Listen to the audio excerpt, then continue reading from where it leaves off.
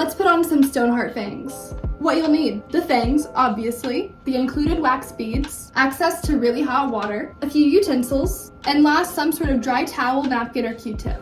First, get your boiling water ready. Once your water is boiling, you can pour a little into a cup and then throw your thermal wax beads in. I like to do 3 to 4 per tooth, and keep in mind you can reuse these. Stir those around until they become clear, and then I like to get them all in my little spoon. Now to prep your tooth. Get your dry rag and wipe that off.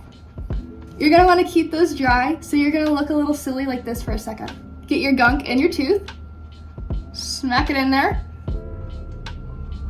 and then hold this for a while. Grab your other tooth, and there they are. They are actually so precious.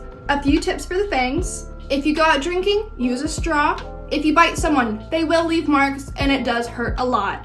Bring your little case just in case they come out. Do not lose your teeth. And that's it. Just know that you are the cutest little vampire in the whole wide world.